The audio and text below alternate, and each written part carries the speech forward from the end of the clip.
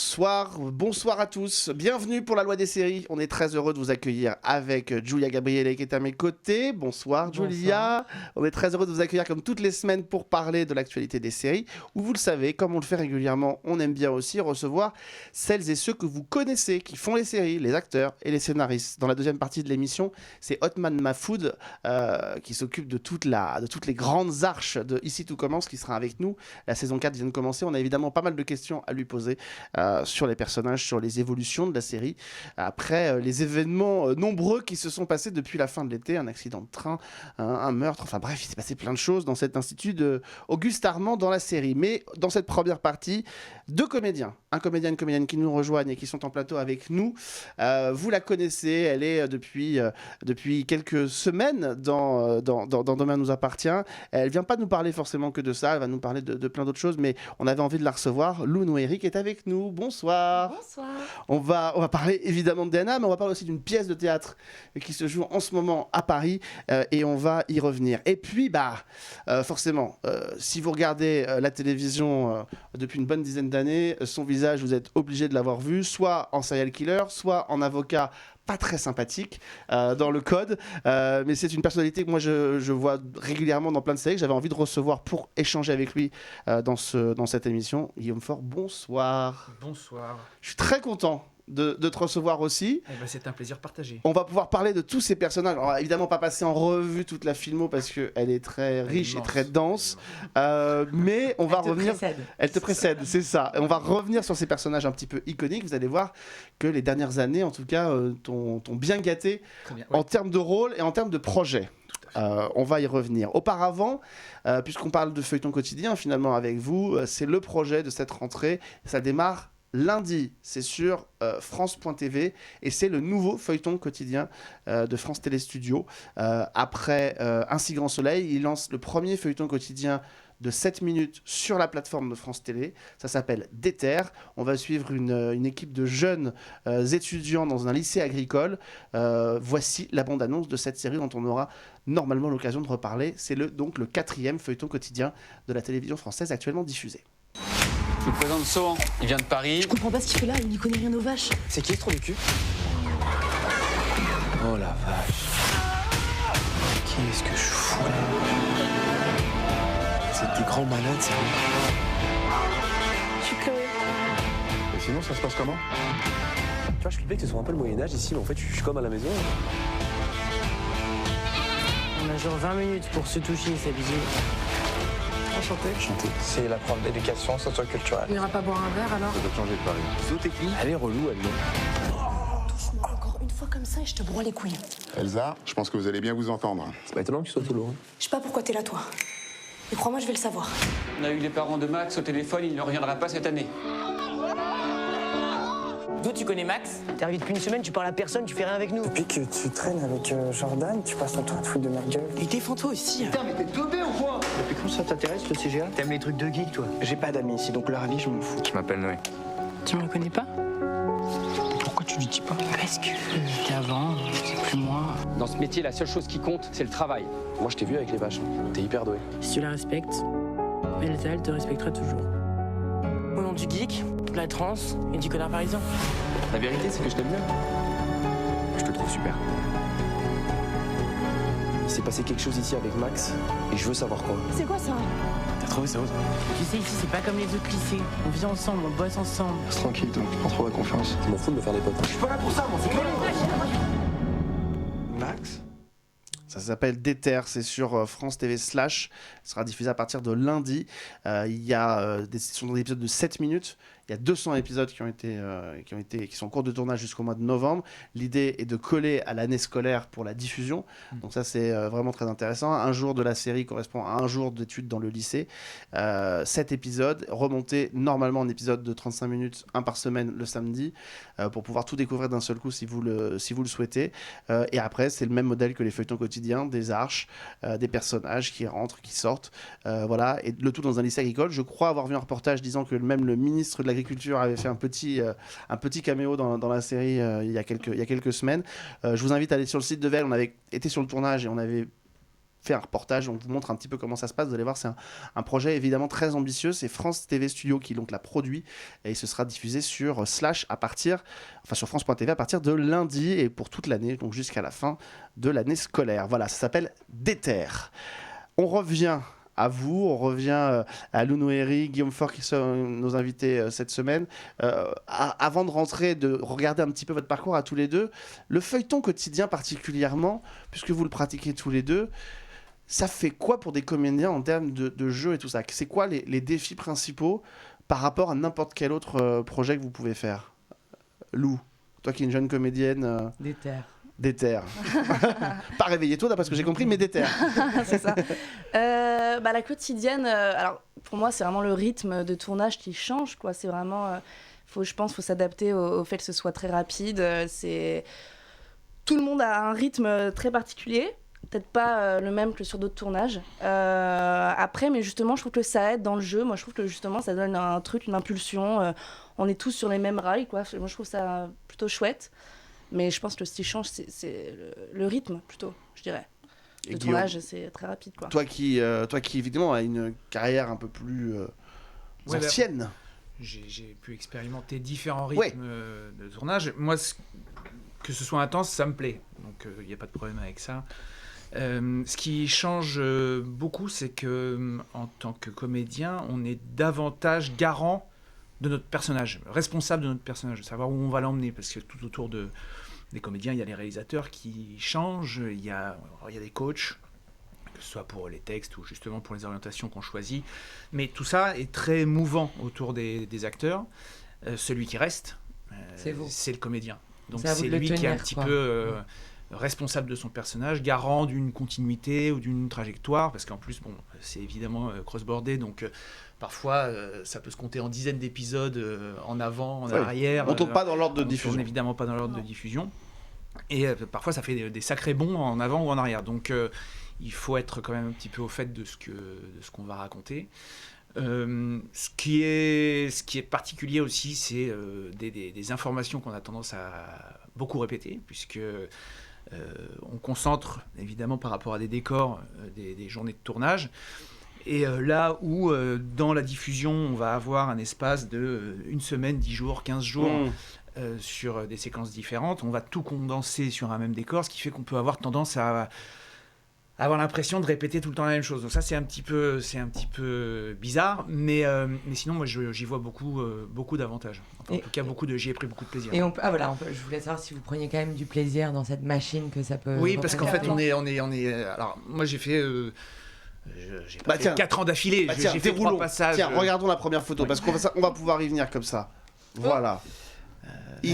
On est Marc Véry, et donc il tombe amoureux de la flic incarné par Laurie Pester dans la série. Lui est tueur en série. Ça, il me semble que c'est dans... En fait, j'ai fait 3 passages, moi, dans la série. Je pense que c'est sur le 3e. C'est sur le 3e. C'est au moment où elle bascule de l'autre côté. Ah ouais, ce qui est intéressant, c'est que Marc Véry, au départ, est introduit dans la série comme un tueur en série, le tueur aux anneaux, si je me souviens bien, et que il est notamment responsable du départ d'une partie des premiers personnages de la série, notamment Madame Valorta, la grand-mère Exactement. Du personnage. Et je me suis dit, ce personnage-là, ça va être difficile de le sauver quand même, parce que... C'était quand même un peu une saloperie, au départ. Une ordure. Ça l'est toujours à la fin, remarque. Oui, mais l'amour l'a sauvé. En tout cas, c'est ce qu'il raconte. Parce que il se trouve que moi, j'étais pas braqueur de banque. Un braqueur, ça va, ça peut avoir un côté un peu romantique et tout. Non, moi, je tuais des femmes. Donc, et des femmes, en plus, ça c'était lié à l'amour, puisque c'était il tuait des femmes mariées. Enfin voilà. C'est énorme. Je veux dire, il mérite la mort pour un truc comme ça. Et tu es revenu 3 fois dans la série. Ouais. C'est ça qui est génial. Et je remercie les gens que je croise régulièrement et les mots que je reçois, parce qu'il n'y a pas d'animosité. Les gens sont... Ce qui peut beaucoup arriver, gentils avec moi. Ouais, ils confondent beaucoup le personnage et j'ai entendu. Rapproche-toi du ce que sinon, ce serait dommage qu'on n'entende pas ta voix. Et non, oui, je disais, ça arrive super fréquemment que les gens confondent les acteurs et les personnages, quoi. Ah bah ouais. Déjà, souvent, ils les appellent par leur prénom dans la série, ça ne trompe pas. Ouais. Oui, ça faut s'habituer à ça. Et ça, c'est compliqué. Ah ouais. Tu deviens le personnage, quoi. Il est venu 3 fois. Ouais. Ça s'était mal terminé la 3e fois. Oui. Mais on sait que dans les soaps, rien n'est impossible. Rien n'est impossible. Est-ce qu'il pourrait y en avoir une 4e ? Rien n'est impossible. Ah oui, j'y retournerai avec grand plaisir. Prêt. Ah oui. Parce que ce qui était génial, c'est que cette séquence quand même se terminait sur ils sont censés s'être suicidés tous les deux, sauf que lui on retrouve son corps, elle on le retrouve pas. Par contre évidemment à la morgue, leur bague de fiançailles disparaît de la main de Marc Véry. Donc voilà. C'était une très belle fin. C'était une très belle fin que j'ai beaucoup apprécié tourner, qui s'est trouvé être le dernier plan qu'on tournait, Laurie et moi. Donc c'était assez émouvant. Et elle est en fuite, censée être en fuite. Elle est revenue sur la série en tant que réalisatrice pour réaliser un épisode. Tiens, justement, puisqu'on parlait de feuilleton quotidien, regardez la photo suivante. Oula! On est au début. Vache. La police en bas vous indique que vous êtes dans Plus belle la vie. C'est ça. Oui. Ça c'était très court. À ma sœur. Très court. C'est ça. Notre copine Nora qui n'est pas là aujourd'hui. Tuer les femmes à les masser. C'est plutôt de non, masser j'étais les encore femmes quelqu'un de très honnête. Je me suis fait passer pour homo pour avoir un job dans un salon de massage, génial. parce que sinon on ne me l'aurait pas accordé de masser des femmes en étant. Voilà. Oh. Mais alors là, ça a été très rapide. C'était une dizaine d'épisodes, je crois. Ce qui est déjà pas mal, sur Plus belle, mais c'était effectivement il y a quelques années. Photo suivante pour comprendre un petit peu. On va revoir. Logo, on voulait votre avis. Alors, est-ce que tu vois pourquoi j'ai mis ces deux photos-là? Parce qu'évidemment, il y en avait une troisième. Oui, parce qu'on s'est vu il y a quelques jours d'ailleurs. On prépare quelque chose. Ah. Alors, on a tourné ensemble, tous les trois. Vous avez vu comment il a dévié directement. Tous les trois, ils ont tourné ensemble. J'ai tourné avec eux. Je sais pas si on s'est retrouvés tous les trois déjà dans la même série. Moi, je pense que c'est pas. Sur Shérif. Si. Alors sur Shérif, mais je pense que c'est pas dans un. Là, en l'occurrence, cette photo-là ne renvoie pas à un projet de tournage. Non, mais pour le festival de Cognac. Voilà. Vous avez animé. Ouais, alors l'année dernière, j'ai eu la chance d'être invité par Bernard Beck à remplacer Catherine, qui n'était pas disponible, parce qu'en fait c'était le duo historique de présentation de l'ouverture et de la clôture du festival. C'était donc François Burlou et Catherine Marchal qui n'était pas disponible l'année dernière. Et donc Bernard, que j'avais rencontré juste l'année précédente pour... je présentais un épisode du Voyageur, je crois, qui était en compétition, réalisé par Philippe Dajoux. On avait gagné d'ailleurs. Et donc Bernard me dit, si ça t'intéresse, on te propose de présenter les cérémonies d'ouverture et de clôture avec François à la place de Catherine. Je me suis beaucoup amusé parce que je m'amuse beaucoup avec François. Tout le monde s'amuse avec François Burlou, il est formidable. Et donc rebelote cette année, c'était tellement chouette que moi j'ai envie d'y retourner. Sauf que Catherine est dispo. Donc, alors, nous avons Othman Mahfoud, le directeur de collection de Ici Tout Commence, qui est à l'étage, qui va arriver dans la deuxième partie. On va lui donner les dates du festival de Cognac. Préparer une grosse arche pour Catherine Marchal. C'est bientôt, il faut se dépêcher. Parce que Guillaume Faure a besoin. Tuer ou la masser, ça va partir. Il va falloir être réactif là sur l'écriture, parce que c'est très bientôt. C'est très bientôt. Bon, écoute, ce sera peut-être pour l'année prochaine. Il va falloir faire en sorte. Mais voilà, animation, et puis évidemment, vous êtes passé par Shérif. On va évidemment y revenir aussi. Tu as travaillé avec cet être immonde qui est Lionel Olanga, créateur que tout le monde déteste, tout le monde déteste dans le métier. Mais voilà, on va en reparler dans un instant. On continue un petit peu à dérouler les projets de notre invité Guillaume Faure. Là, c'est Clem. Oui. Ah. Clem, où tu as été dans la dernière les deux dernières saisons. Saison 9 et 10. 9 et 10, voilà, c'est ça. Non, pas sur les dernières, mais 9 et 10. Et t'étais le nouvel amour de Lucie Ducard. T'as pas de bol avec les partenaires féminins. Ouais, mais j'ai toujours des personnages qui sont un petit peu compliqués. Qui sont pas, mais c'est connu que c'est les gentils qui jouent très bien les méchants, donc c'est peut-être bon signe. Ouais, parce que c'est vrai que je me trouve pas si méchant que ça. Tu m'as l'air assez... À moins que... Tu m'as l'air assez inoffensif. Voilà. Inoffensif, je sais pas, mais mais c'était très chouette expérience. J'ai adoré tourner avec Lucie. Donc tu n'es pas sur le téléfilm Réunion qui doit se faire là pour finir la série. Non, je suis pas encore en prison. T'es encore en prison. Oui, parce qu'en fait, je finis souvent mort ou en prison. Voilà, soit sur une plage avec des bulots qui me sortent du nez, mort, soit en prison. Il y avait un autre projet qui était juste avant, mais je crois je sais pas si la photo est dispo, mais qui était, on va le voir parce que je crois qu'on l'a sauté, mais je vais voir s'il apparaît à l'image ou pas, parce que finalement on va montrer que, voilà. Oui. Est-ce que tu te souviens de quel film oui, alors ça c'est pareil, c'était une toute petite chose. Ouais, mais tu as tourné, ça m'intéressait. Je voulais juste rentrer chez moi. Ouais, sur l'affaire Patrick Dils, avec Mathilde Seigné qui joue la maman de Patrick Dils, mais moi ce qui m'intéressait, c'est parce que tu as eu la chance de travailler avec Yves Régnier à la réalisation. Ouais. Qui est un grand monsieur qui nous a quittés malheureusement, mais qui est un grand monsieur de la télévision. C'était sportif, parce que moi, en fait, j'interprétais un gendarme, le gendarme qui était il me semble, en charge de l'étude de l'affaire. Oui, de l'affaire Francis Holm, peut-être, non, qui réétudiait complètement les éléments et qui ont fini par disculper Patrick Dills. À la faveur de l'inculpation de Francis Holm. Voilà, et donc j'étais dans toutes les séquences de tribunal. Et c'est sport, parce qu'il y a beaucoup de monde, c'est compliqué à tourner, et Yves Régnier donnait de la voix. Oui, ouais. Il fait du doublage, on en parlait dans d'autres émissions, il fait du doublage, et il a une voix, il a un coffre, quoi. Ouais, ça c'est... T'as l'air encore traumatisé. Non, mais c'était une autre façon de bosser qui était stimulante. C'est là que vous voyez les vrais gentils.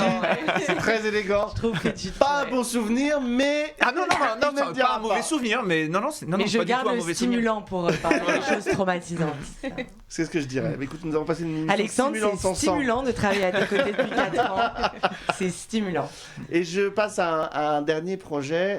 On y revient. Regardons. Ah bah oui, c'est un peu la tête que j'avais envie de faire il y a quelques mois quand on a appris qu'il n'y aurait pas saison 3. Saison 3 du Code. Ouais. Pourquoi je mets Barbara Probst ? Parce que, évidemment, tu étais son fiancé dans la série. Un charmant personnage. Charmant personnage de procureur, qui évidemment fait tout pour empêcher qu'elle ne tombe amoureuse de son collègue de bureau dans l'agence Ce qui peut se comprendre. Ce qui peut se comprendre, mais il le fait pas avec des méthodes très sympas. C'est ça. Ce personnage, tu le faisais, ça t'allait bien quand même. Ouais. En fait, j'y prends du plaisir, c'est ça le truc. Ah, c'est ça. C'est tout ce que je ne me permets, tout ce qu'on ne se permet pas dans la vie, quoi, d'être une petite saloperie comme ça, tu vois. Mais on sent qu'il y a quand même quelque chose dans le fond de lui qui a envie d'être une saloperie. Ouais. Et donc il choisit des projets. On va s'allonger sur le divan à 13h. Il y a peut-être des trucs à raconter. Des choses à analyser, ouais.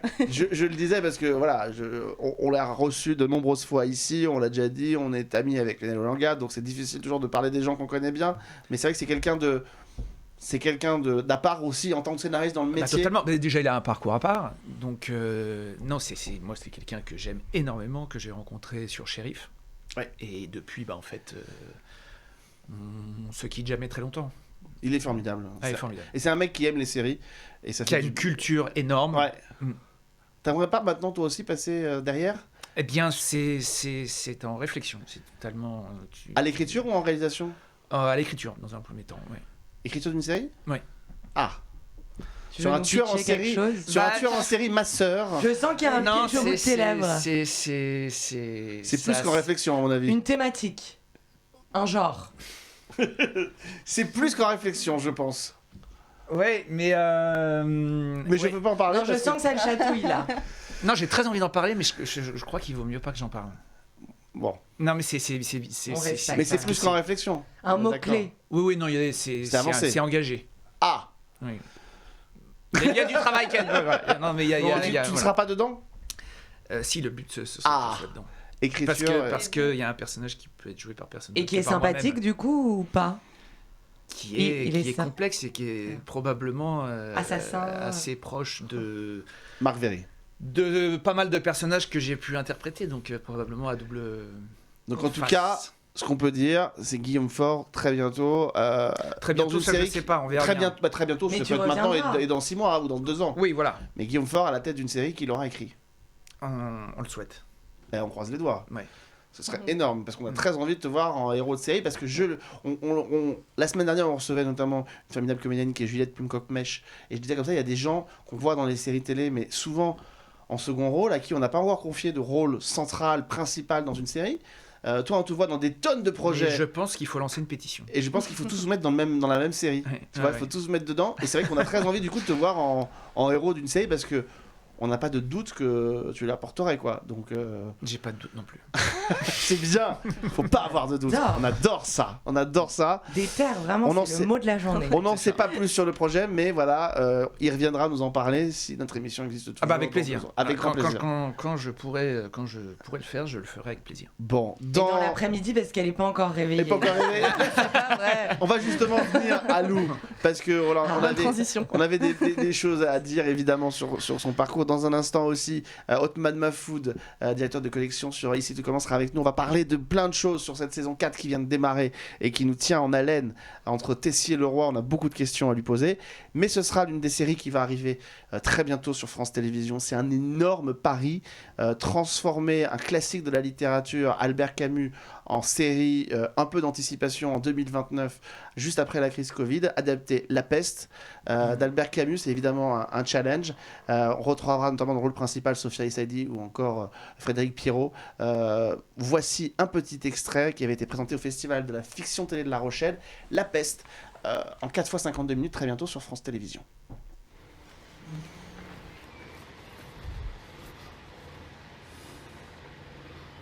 Non, je ne quitte pas.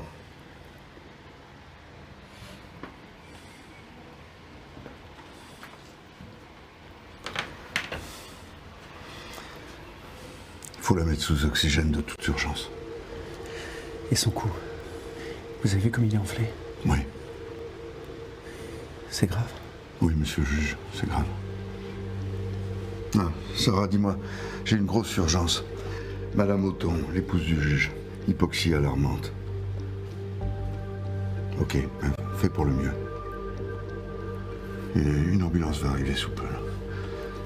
Je vais vous donner de quoi vous protéger. Gants, masques. Préparez les affaires de votre femme. Faites vite. Mais surtout, isolez les enfants. Mais attendez, qu'est-ce qui se passe? La municipalité a décidé de cacher la vérité à la population. Quelle vérité? Un mutant de la peste, monsieur le juge. Et un mutant qui se répand à toute vitesse dans notre ville. La peste? À notre époque, mais c'est impossible. Et quoi, on ne fait rien? Rien. Non.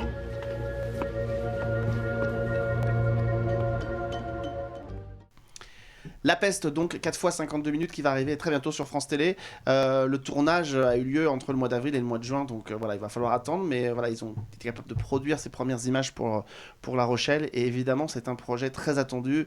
Au scénario, on retrouve notamment Georges-Marc Benamou, qui a participé à l'écriture de cette série. On y reviendra, on en reparlera, c'est un projet évidemment très attendu. Nous a rejoint en studio par la magie du direct, Othman Mahfoud, qui va nous parler dans un instant de Ici tout commence. On a pas mal de questions à lui poser. Il va nous dire qu'il ne peut pas y répondre, mais on va insister parce qu'on est tenace, parce qu'il se passe beaucoup de choses en ce début de saison 4 de ITC. Il me connaît bien et je le connais bien, et c'est ça qui est bien aussi. On va pouvoir, mais c'est vrai qu'entre Tessier et Leroy, il s'en passe de très très belles. Mais auparavant, elle est avec nous. On est ravis de l'avoir avec nous. C'est évidemment l'un des derniers visages arrivés dans DNA. Lounoueri qui était avec nous. On va rentrer dans le vif du sujet avant de revenir sur ce mois d'octobre, Octobre Rose, et sur la pièce de théâtre. Une petite photo quand même pour voir. Voilà. Le frère et la demi-sœur. Il faut dire qu'au départ il la drague quand même, hein, donc ça commençait mal dans la série quand même. Ouais, ça commence un petit peu bizarrement, c'est un petit peu gênant, un petit peu cringe. En fait, j'arrive de nulle part. Moi de base je viens de Marseille, je suis pas du tout de Sète, et j'arrive parce que j'ai envie de rencontrer mon frère biologique. En fait, moi j'ai été plus ou moins... J'ai grandi avec ma mère et mon beau-père sans jamais connaître mon frère dont on m'a toujours parlé. J'arrive, je le rencontre sans lui dire que je suis sa sœur, et il essaye de m'embrasser, disons les termes. En fait, il veut la pécho. Mais clairement. Il est déter. Tout de suite, c'est le mot du jour. Il est déter. En fait, Nathan, c'est un perso un peu comme ça. Il cherche toujours. Il a bon goût en tout cas. Voilà. Oui, c'est ça. Il aurait pu plus mal choisir. C'est vrai que c'est chelou quand même, comme tu sais que c'est ta sœur derrière. C'est chelou quand même. J'essaye de... un peu gênant, quoi. Fan de cinéma, si je me souviens bien. Ouais. Elle a des belles références de cinéma, et notamment, de cinéma en tout genre, et même d'histoire ou de littérature. Je crois qu'elle aime beaucoup le cinéma d'auteur français, donc c'est plutôt une bonne qualité, quoi. Ah bah ouais, j'adore ça. C'est vrai que moi je suis complètement cinéphile depuis toute petite. J'ai grandi avec... alors surtout les films d'horreur au début. Moi c'est... Ouais, je suis complètement fan de ça, je ne sais pas pourquoi. Comme... Allez tiens, c'est là qui te vient. Moi j'adore Ari Aster. Donc Hérédité, Midsommar, les films de genre un peu comme évidemment. Ça. C'est un peu mon délire. Et puis, non, c'est... Cinéma, on a un noyau là de gens très fréquentables. Hein. Le tueur en série, le masseur, le film d'horreur. Moi, j'ai très flippé quand même. On connaît de l'amour. Oui, c'est ça. Une bonne équipe. Ouais. Mais complètement, le cinéma, ça m'a bercée depuis toute petite. J'ai une famille aussi très cinéphile. Mon père, ma mère, mon frère, tout le monde. Et donc du coup, ça m'a donné ce goût pour la comédie, quoi. Tout de suite, j'ai su qu'il fallait que je fasse ça et que je ressente le même plaisir en jouant qu'en regardant les films, quoi. Mais qu'est-ce qui fait que justement on se dirige vers du feuilleton quotidien? Parce que c'est vrai que c'est pas faire offense, moi c'est un genre que j'adore et que je défends, mais c'est vrai que le métier est pas tendre avec les gens, enfin pas toujours été tendre avec les gens qui font du feuilleton quotidien, et c'est vrai qu'en général on considère qu'il y a des parties nobles qui seraient le théâtre et le cinéma, et puis alors ça s'est beaucoup démocratisé depuis quelques années avec DNA et avec ITC, mais enfin c'est vrai que c'est pas toujours évident, et on sait que parfois il y a des jeunes qui sortent des écoles de cinéma et qui ont envie de faire du cinéma ou du théâtre, mais qui... Donc qu'est-ce qui fait qu'on se dirige vers du feuilleton quotidien? Franchement, moi je pense que ça a vachement changé aussi, surtout là depuis que je suis dans DNA, j'ai vu ce que la réalisation est capable de faire. Les images sont magnifiques, les intrigues sont géniales, hyper intéressantes. J'ai l'impression que ça se renouvelle vachement au fur et à mesure du temps, en fait. Pour avoir assisté à des avant-premières des derniers épisodes un petit peu de DNA, il y a eu, donc je ne spoil rien, c'est passé déjà à la télé, mais l'effondrement, c'est le lycée qui s'écroule. L'effondrement du lycée, c'était magnifique. On était tous en salle. Déjà, le grand écran, ça change, mais c'était magnifique dans la série. Elle n'est pas totalement psychopathe non plus. De dire qu'il y a un lycée qui s'effondre, c'est génial. Non, mais pour le coup, c'était magnifique à voir. Ouais. J'ai l'impression qu'en tout cas aujourd'hui, on est capable de ressentir des émotions fortes et magnifiques avec une série quotidienne, aussi bien qu'avec un film au cinéma. Donc t'as pas peur de te faire enfermer, c'est pas quelque chose qui te stresse? Non, vraiment pas. Enfin, en tout cas, moi, je trouve que je suis très contente. Mon rôle, il est plus ou moins secondaire. Donc de toute façon, je suis pas tout le temps à l'écran, mais même si je suis vraiment fière. Non, vraiment, je suis vraiment fière d'être dans. En tout cas, Demain nous appartient. C'est une super série. Je trouve que ils font énormément d'efforts à l'écriture. C'est de plus en plus intéressant, surtout entre les jeunes. Je sais pas, c'est hyper bien écrit, on défend des super choses, il y a des débats tout le temps hyper actuels. Moi, franchement, et j'en profite pour saluer les nouveaux producteurs qui viennent d'arriver sur la série, Isabelle et Théophile, qui vont avoir évidemment beaucoup de travail, parce que voilà, il faut sans arrêt se réinventer, c'est hyper important. Au départ, effectivement, on avait eu envie de te recevoir. Alors, évidemment, DNA, c'était une belle occasion. On va voir un petit logo apparaître à l'image sur nos écrans, parce que on va... Alors, il va apparaître, ne vous inquiétez pas, c'est la magie, voilà. On est, et on va arriver à octobre, au mois d'octobre. Octobre Rose, c'est évidemment une opération qui revient tous les ans. Alors, on va être transparent, sans rentrer dans les détails. Tu venais pour une opération où tu étais la marraine. Cette opération n'a plus lieu, elle a été annulée. Mais par contre, on s'est dit qu'une jeune actrice qui sensibilise les jeunes au dépistage du cancer du sein, c'est toujours bon, parce que c'est vrai que spontanément, on se dit, ça n'arrive qu'aux autres, et ça n'arrive pas aux jeunes. Et c'est faux. Et bah oui. Et c'est pas vrai. Moi, je suis hyper sensible à ce sujet. De toute façon, je trouve que c'est hyper important de faire de la prévention. Alors, ça arrive à tout le monde, le cancer du sein, même aux jeunes. Même si, effectivement, c'est moins fréquent, les chiffres le disent, mais je pense que c'est hyper important pour les jeunes filles, les jeunes femmes de prêter attention à leur corps. Donc, voilà, au moindre signe, vraiment consulter un médecin traitant ou un gynécologue. Moindre douleur, moindre malformation au niveau de la poitrine, c'est hyper important. Et, même si vous vous trompez, c'est pas grave. Et même, au pire, on n'a rien perdu, de juste, au moindre doute, aller consulter un médecin. Et passer une échographie, voilà, ça coûte rien. On a de la chance que tout soit tellement remboursé en France. Et c'est ça, et c'est remboursé, c'est gratuit, on perd rien. Et puis ça sauve des vies, quoi, vraiment. Donc toujours bien être à l'écoute de son corps et au moindre doute aller consulter. Même pour les moins de 40 ans, parce que souvent les mammographies, par exemple, c'est à partir d'une quarantaine d'années, puisque ça ne sert à rien pour un corps plus jeune. On ne va pas détecter les choses. Par contre, les échographies, ça se fait très jeune.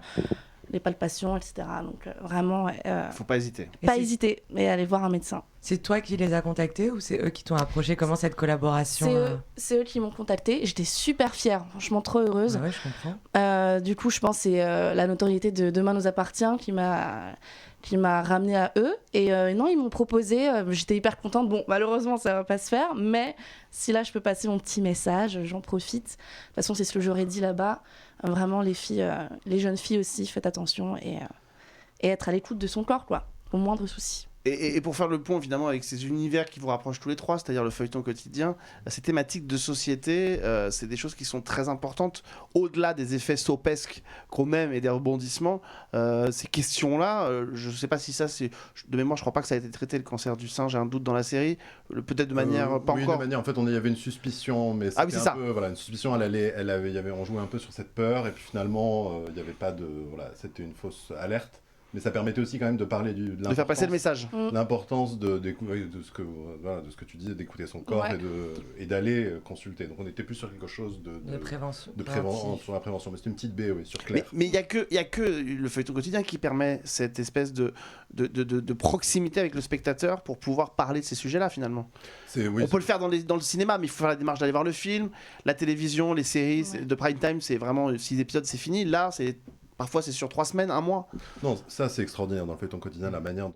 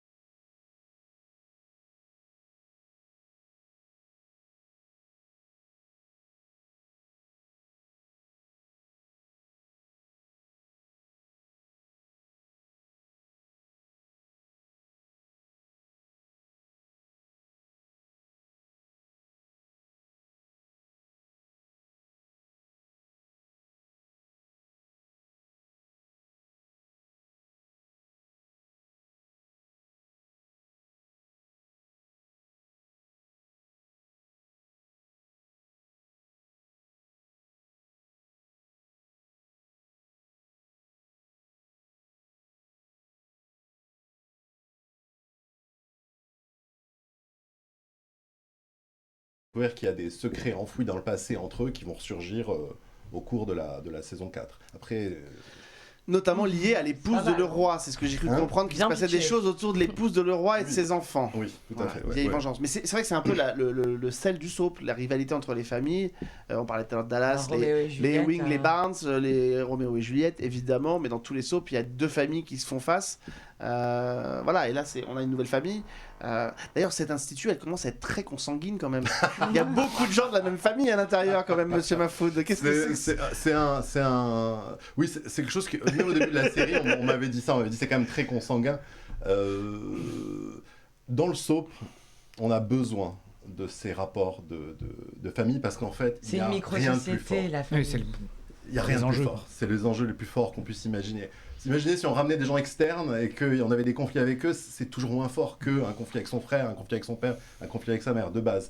Après, ça permet aussi de créer des histoires aussi un peu en étoile, en fait. Ouais. Une fois qu'on a une famille, tout le monde est lié. Donc tout le monde, je veux dire, une histoire va impacter une famille entière. Donc il y a quelque chose qui est assez naturel dans le soap, d'aller chercher la famille. Après, j'essaye, tant que se peut, de contrebalancer on va dire, la consanguinité du lieu. Mais c'est vrai que c'est quelque chose qu'on m'a déjà dit même au départ de la création. J'essaie de récapituler là aujourd'hui, mais c'est un sac de nœuds pas possible, Monsieur Mahfoud. C'est l'infirmière maintenant, Constance, elle a sa demi-sœur qui est arrivée. Les frères, les deux frères qui sont dans la même promo, les deux sœurs dans la même promo. C'est pour moi. Dans 10 ans, ça va être un beau bordel. Pardon. Non, mais je pense que non seulement en fait c'est important de le faire, mais je pense qu'en réalité. C'est ça qui cimente. Ouais, c'est cimente. Et je pense que les séries ont besoin de ça. Je veux dire, est-ce qu'on va reprocher, je sais pas, une série comme Succession d'être consanguine? Je pense pas. C'est ce qui fait le sel de la série. Oui, mais c'est le sujet de la série. Oui, on est sur la famille, mais pour moi, là, on est plus on est à la fois sur le destin des élèves dans l'institut, donc. Tous ne sont pas reliés à une famille, certains sont des électrons libres, mais derrière, on va dire, pour trouver vraiment des histoires soap, c'est nécessaire en fait d'avoir des familles. En fait, je sais que c'est des fois quand les auteurs ne connaissent pas le soap, ils arrivent en se disant bon, tu sais quoi, c'est trop consanguin, je vais ramener un personnage tout seul et il va faire son trajet et ça va être mieux. Mais il le fait pas. Et il le fait pas. Non. Il le fait pas parce qu'en fait, il a pas assez de liens avec les autres pour réellement, comment dire, il a pas assez d'obstacles, il a pas assez il vit pas immédiatement des choses. En fait, il est comment dire. Il n'est pas adapté à l'univers. Quand vous faites ça, il n'a pas les codes. Ouais, c'est ça. Vous arrivez avec un perso et les spectateurs le voient systématiquement comme un intrus. Alors que nous, notre but, c'est qu'on se dise, il a toujours été là. Et c'est ce qui arrive avec le roi. Au bout de certains nombre d'épisodes, les gens se disent, ah mais j'ai l'impression que je sais plus quand il est arrivé en fait. Et ça, c'est facilité par des relations typiquement d'amitié, par des familles, etc. Parce qu'à un moment, il y a une sorte de... Ça devient l'arène. Avec un personnage, je sais pas si je suis très clair, mais avec un personnage ce qu'on appelle un cingleton, un peu dans les langages de quotidienne, un personnage qui est comme ça tout seul, qui se balade, c'est souvent très dangereux, très compliqué à faire. Alors on peut y arriver, mais il faut qu'il ait, on va dire, un obstacle interne hyper fort. C'est ce qu'on avait fait avec Greg, par exemple, sur son coming out, quelque chose qui vraiment va l'exposer aux yeux de tous et créer un lien avec tous, quoi. Bon, je suis obligé de poser la question, donc je la pose. Est-ce que l'introduction d'un personnage comme le roi est une manière aussi de ne pas être uniquement Tessier dépendant? Non. Non, parce ils sont bien entraînés, parce que tous les journalistes leur posent la question depuis 6 mois. Mais parce que vous aviez un personnage qui est fort, qui est le personnage de Tessier, qui est un méchant, et c'est vrai qu'il est jamais très bon, et c'est pas d'ailleurs un reproche, mais il est jamais très bon pour un soap et pour une série d'être dépendant de ce genre de personnage, parce que si un jour l'acteur s'en va, c'est un peu la charpente qui peut... Et là, c'est vrai qu'on a pensé que ça pouvait être le cas. Non, pas du tout. En fait, c'était plus comment apporter une sorte d'allié. Et déjà, on n'avait jamais fait ça, un allié au héros, on va dire, au personnage de Tessier. Mais aussi, la question, c'était comment trouver une nouvelle façon de créer une rivalité au sein de l'Institut.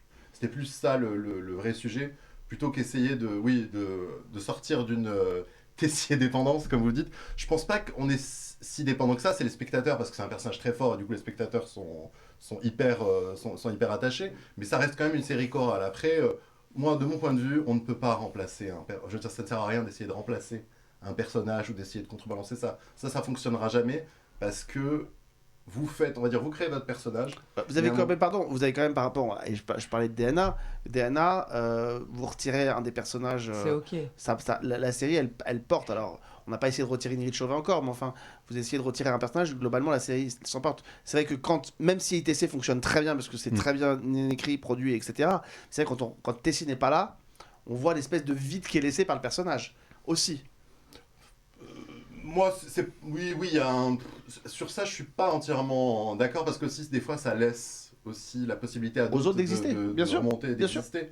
Franchement, quand même, nous, notre métier, même à l'écriture, c'est d'essayer vraiment de donner de la place à tout le monde et de faire vraiment une série chorale. Après, le personnage est très fort, c'est clair. On a quelque chose qui est assez unique. Il est vraiment très complexe, très fort. Baroche aussi a rencontré un rôle, c'est aussi ça ce qui est extraordinaire dans cette histoire. Donc c'est sûr que c'est un personnage central aujourd'hui d'ITC, mais il y en a d'autres. Je veux dire, si vous prenez le personnage par exemple de Clotilde et d'Elsa, ou de Catherine, enfin c'est des personnages qui sont essentiels à la série. Donc moi c'est pas quelque chose, sincèrement c'est pas quelque chose qui me on réfléchit pas comme ça. Chez les auteurs c'est plus comment, la question c'était plus comment faire évoluer les personnages en fait, comment faire évoluer Tessier. C'était ça la vraie question, lui rapporter une couleur de plus, donc c'était lui ramener cet ami qui en même temps a un faux frère, un vrai frère, un faux frère comme tous les frères. Ça va être plus compliqué que ça. Ce que je vous dis c'est pas manichéen. T'auras bien essayé, je trouve. Franchement, enfin, en attendant, il y a quand même un truc qui trompe pas, c'est quand on arrive sur le tournage de ITC, la première chose que tout le monde a envie de faire, c'est une photo dans le bureau de Tessier. Donc quand même, c'est vrai que le personnage est devenu important. Quelle sera la couleur, je disais, le roi Tessier? C'est ça la thématique de cette saison? Parce que j'imagine que quand vous commencez une saison 4, au-delà des nouveaux personnages que vous recevez, il y a donné une couleur, des thématiques. Enjeux. Je sais que sur l'Arche du Train, par exemple, tu nous avais expliqué que vous faisiez des intrigues qui dépendaient de l'Arche du Train et les répercussions arrivent là jusqu'au mois d'octobre. Est-ce que vous pensez comme ça aussi sur toute la saison? En fait, on pense en plusieurs axes. On va dire que l'axe Le Roi Tessier est un des grands axes de la saison, donc à travers, pas juste eux, mais aussi à travers leur famille et leurs secrets et ce que ça va impliquer pour l'Institut, mais il y en a d'autres. Il y en a d'autres qui sont pour l'instant sous-jacents, qui vont apparaître au fur et à mesure. C'est typiquement par rapport à la position de Claire suite à... On dirait un politicien, j'adore. Mais il a de très bons coachs en communication. Ah ouais. Je salue Judith qui est en régie, mais il faut un travail formidable. Non mais c'est important aussi. Je ne spoile pas même à mes propres enfants, hein, donc... Mais donc c'est un des axes, le CM c'est pas le seul. Je vais vous envoyer Marc Véry, moi. Hein. On va commencer à... On va discuter. Non, il y a d'autres axes, il y a des sujets sociétaux encore cette saison. On va avoir des gros sujets sociétaux qui, je pense, vont pas mal marquer. Il y a des choses assez fortes et qui sont d'ailleurs sur d'autres personnages. Typiquement, on va avoir une arche juste après celle qui est en train de passer sur le mentor de Lysandro. Et on va s'intéresser à la salle et à son passé, etc. Donc, il y a aussi quelque chose qui est d'une tonalité totalement différente. Mais... Vous ne partirez pas de cette pièce sans nous avoir dit quelque chose qu'on ne sait pas. Qu'est-ce que vous pouvez nous dire? Il faut savoir qu'il finit ses journées épuisé. Ah ouais, non mais c'est là tu sens que ça... Surtout qu'il doit se payer les journalistes toute la journée qui lui posent des questions pour lui tirer les verres du nez. Nous, on s'est réveillés quand même toutes les deux. Il nous faut quelque chose de juteux. En tout cas, je laisse réfléchir 2 secondes, mais c'est vrai que... Ressaisis-toi. Il y a eu cette année, et je le dis, il y a eu un bon travail, je voudrais qu'on cite, alors je n'ai pas son nom, mais vous allez nous le citer, parce que la directrice de casting, parce que tous les ans, il faut essayer de retrouver les nouveaux élèves qui vont rentrer. Vous avez fait un casting qui est cette année plutôt sympathique. C'était Peggy. Oui, c'est Peggy. C'est Peggy et Ingrid. Elles sont deux. Ingrid Lubin et Peggy Pasquero. Voilà, qui était sur DNA, je crois d'ailleurs avant, non, c'est ça? Ouais. C'est elle qui t'a recruté. Voilà, exactement. Bon bah voilà, on la connaît et elles ont fait un super travail et on l'embrasse pour recruter des nouveaux élèves parce que c'est pas évident. Surtout que vous avez eu quand même à gérer beaucoup de départs, et que ça c'est pas facile. Non. Non, c'est jamais un... Après, ça dépend. Moi, ce que je dis, ça dépend de...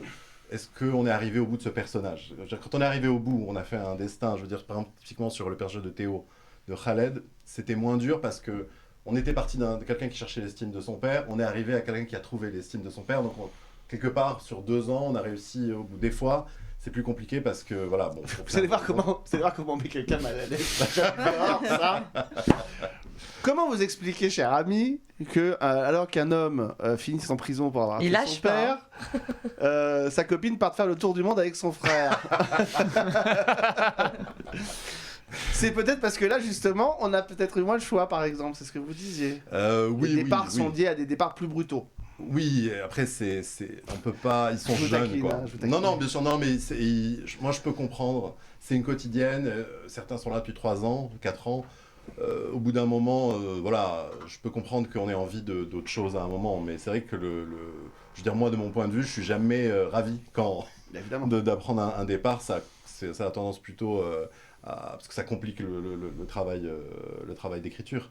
Après, bon, on peut pas empêcher un jeune Moi, je me retrouve toujours dans la situation du père qui peut empêcher son gosse de prendre sa liberté. Vous savez, c'est un peu ce truc de je veux aller aux États-Unis, non, reste à la maison, on est bien. C'est ça qui est particulier aussi avec les quotidiennes, c'est que en fait, c'est pas normal pour un acteur de fonctionner comme ça, parce que normalement, on sait quand ça démarre et on sait quand ça s'arrête.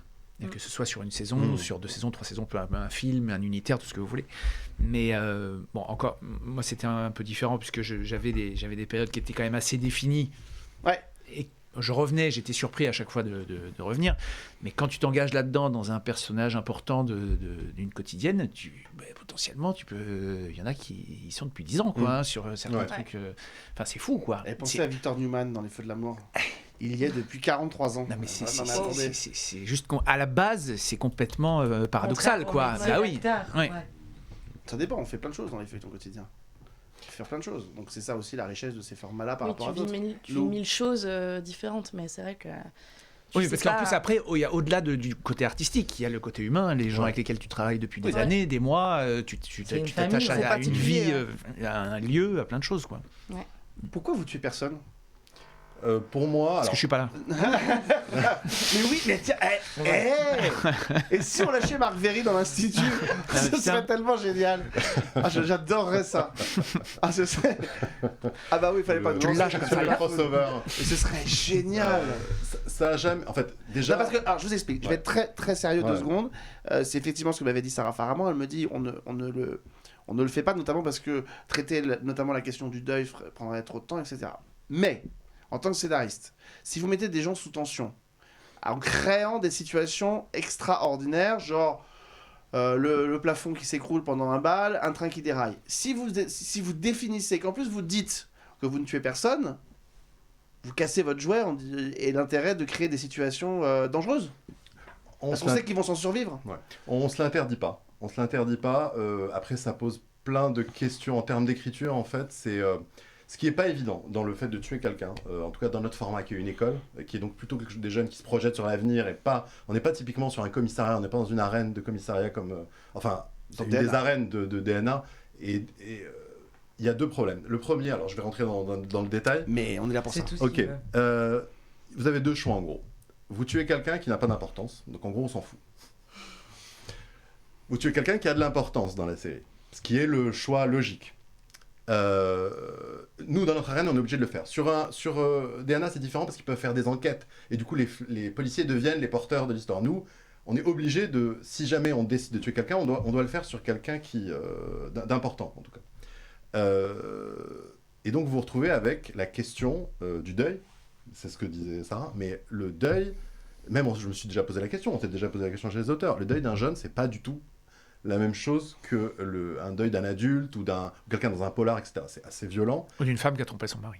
Oui, mais ça peut soulever des sujets de société. Qu'est-ce qui peut se passer dans un deuil ? On pourrait le faire. Les troubles alimentaires, la dépression, l'anxiété, Vous avez compris qu'on est 5 à avoir envie qu'il y ait un Maccabée dans l'institut. Ah non, mais maintenant, moi je trouve ça très bien, juste parce que des séries avec des enquêtes policières où il y en a suffisamment. Hein.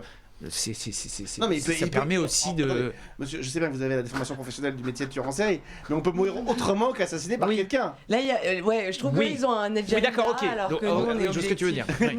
Après, nous c'est traiter la disparition plus que la façon dont la personne a disparu. Non, mais pas la mort à tout prix, mais une de temps en temps. Ça fait pas de mal.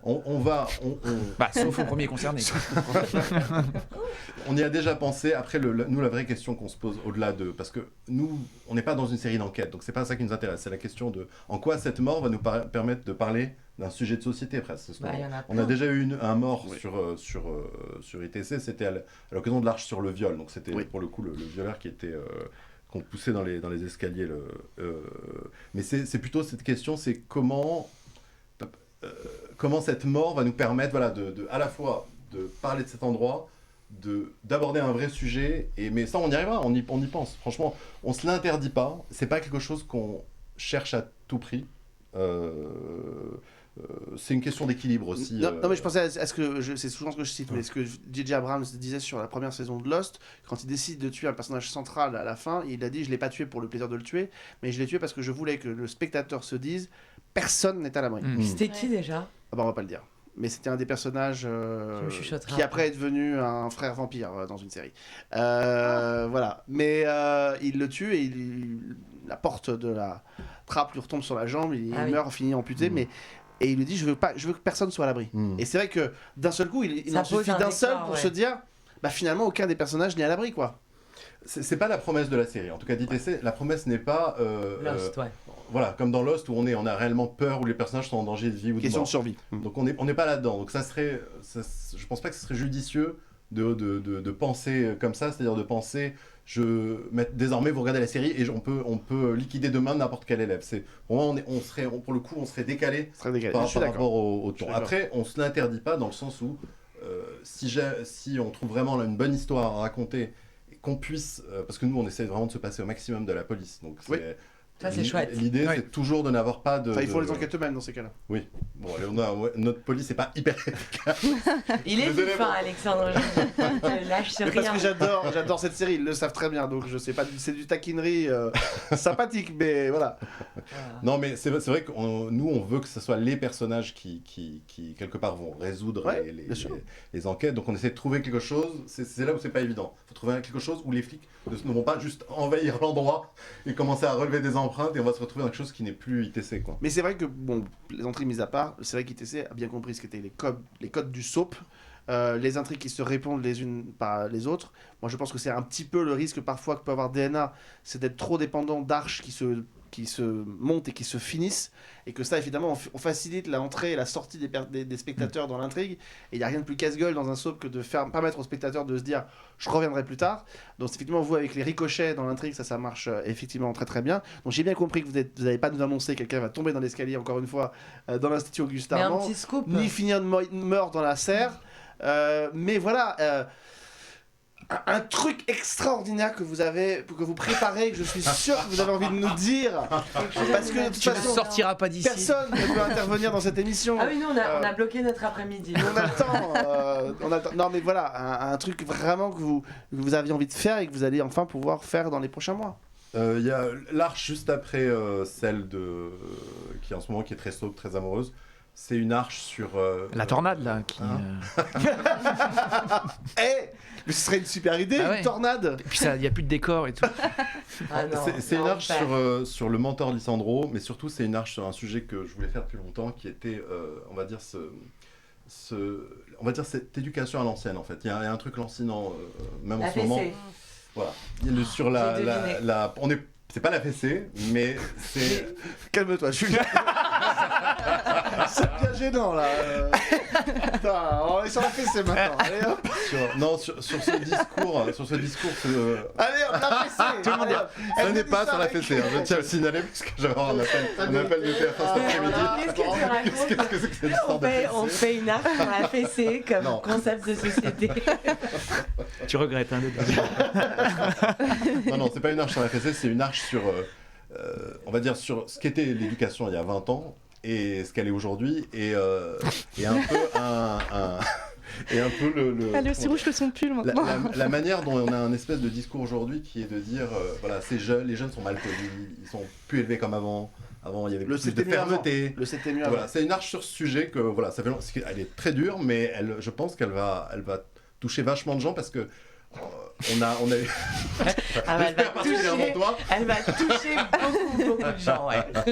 Mais ça va être une arche sociétale, je pense, qui va parler à tout le monde parce qu'il y a eu sur l'éducation, sur l'école, il y a eu on en parle beaucoup en ce moment. Ouais, il y a eu un changement total, en fait, on va dire les années 90 et les années 2000, les gens...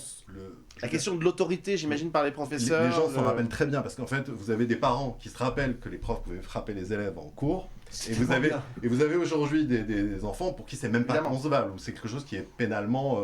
donc il y a eu un espèce de passage énorme qu'on a à peine perçu, mais je voulais revenir sur ce sujet, parce qu'il y a, il y avait plein de discours que je voyais arriver sur ce côté, voilà, ça manque de fermeté, ils sont quand même moins polis les jeunes aujourd'hui, il faut un peu remettre de l'ordre, voilà. Donc c'était un peu... Donc on va découvrir tout ça. Ouais, c'est une super idée. En tout cas, vous savez à quoi on reconnaît non seulement un talentueux scénariste, mais un talentueux communicant. C'est celui qui nous avait expliqué il y a 10 minutes qu'il avait préparé une arche sur Lissandro et qui nous la replace 10 minutes plus tard en nous disant « Je vais vous révéler un truc que vous ne connaissiez pas ». Et voilà. Bon, il est très très bon. Je crois que j'aurais tout essayé. Ah non, mais on n'y arrivera pas. Stage pour les politiciens, je te... Et en même temps, la culture du spoil à tout prix autour des feuilletons quotidiens, ça va bien. Laissons aussi les gens découvrir un petit peu ce qu'il y a, et c'est ça aussi la magie de ce genre de série. Et moi, c'est pour ça que je suis assez admiratif du travail qui est fait sur ces séries, parce que la capacité de tenir les gens en haleine pendant 260 épisodes par an, on aime ou on n'aime pas, mais enfin, il faut quand même reconnaître que c'est un travail prodigieux. Donc je rappelle que ITC, alors je vais essayer de... toutes les actus, ITC tous les soirs, 18h35, 18h40 sur TF1. En attendant peut-être que Plus belle la vie vient de se mettre juste avant, à partir du mois de janvier. On verra bien ce qui nous sera annoncé très bientôt. Je sens des... T'as sorti des ondes Je sens des choses qui viennent mais elle est en train de se dire surtout, pourvu qu'il me pose pas la question. Je veux vraiment que je sois convoqué cet après-midi. Mais voilà, 2 fessées, 2 plus belles la vie, 2 tornades, ça va pas du tout. C'est bientôt le week-end, je te remercie pour... Et donc voilà, donc on attend en tout cas avec impatience, on approche du 800e épisode de ITC, et d'ici la fin de l'année prochaine, la rentrée prochaine, on franchira le 1000e. Vous êtes déjà en train de réfléchir ? On est là actuellement sur... C'est pas ma question. N'essayez pas de me la faire à l'envers, monsieur Mafoud. C'est génial. Vous êtes... Franchement... Oui, on est en mois d'octobre, on est en train de parler du mois de mars. Je sais, mais ma question, c'est pas ça. Est-ce que vous êtes déjà en train de vous dire, il faudrait ça pour le 1000e ? J'y ai réfléchi, ouais. J'y ai réfléchi, mais... Pas qu'en vous rasant. Et pas qu'en vous rasant. Pas qu'en me rasant, non. Non, on y réfléchit. On y réfléchit, oui, c'est un peu vertigineux en même temps. Bah oui. Là, on est à combien ? On a eu quelques 800, donc en fait à la rentrée prochaine pour la saison 5, il y aura aussi à la fois ce cap symbolique des 5 ans et du 1000e épisode, donc on attend ça avec impatience. Ouais, en plus ça va tomber la semaine du concours, donc ça va être dingue, va être dingue. C'est vraiment refermé, Auguste Armand ? Pardon ? C'est vraiment refermé, Auguste Armand ? L'intrigue Auguste Armand, c'est vraiment refermé ? Ah, sur sa mort ? Parce qu'il a l'air de dire qu'il a envie de revenir encore. Wolfram ? Non. Tu lâches Francis Huster, il va revenir cette année. Il va revenir cette année, je le sens bien. Non. Franchement, tu mérites une semaine de vacances. Moi, je suis, on va dire, mais même les auteurs sont d'accord avec moi. Il y a des murs que je franchirai pas. C'est une question aussi de lien avec le spectateur, en fait. À un moment, quand vous dites au spectateur, voilà, tel personnage est mort, si vous commencez à revenir dessus en permanence, bon, c'est la promesse qu'on brise fait. un lien. C'est-à-dire, à un moment, il faut que les... Non, mais vous avez raison, j'ai compris. ITC, donc, tous les soirs à 18h40, pour notre plus grand plaisir, voilà, le 800e épisode. Demain nous appartient juste après. Et une fois que vous avez fini ces 2 feuilletons, vous partez directement au Petit Montparnasse, voir la pièce dans laquelle tu es. Jusqu'à quand ? 12 novembre. 12 novembre, alors dépêchez-vous, il y a un mois pour aller la voir. Tous les soirs ? Tous les dimanches, un lundi sur 2, et 2 samedis aussi qui traînent. Bon bah alors, on va vous mettre tous les détails ici. Et bientôt, une série. Une tornade. Marc Berry dans l'Institut Auguste Armand. Et surtout, une série. On croise les doigts pour toi pour la mettre en place. Voilà, et on te réaccueillera avec un immense plaisir parce qu'on était ravis de pouvoir merci beaucoup à tous. t'avoir avec nous. Et surtout, n'oubliez pas... Vive les fessées. Regarde. Comment tu veux dire après qu'il faut penser à ce que les femmes consultent les bons médecins quand tu m'as balancé un truc pareil? Donc on se replongera dans ce que nous a dit Lutz tout à l'heure. Merci à tous, merci à Maxime Poster qui était à la réalisation et on se retrouve très vite pour un nouveau numéro de la Loi des séries. Merci à tous et merci à Judith qui nous a permis de faire cette émission. À très vite. Bye bye.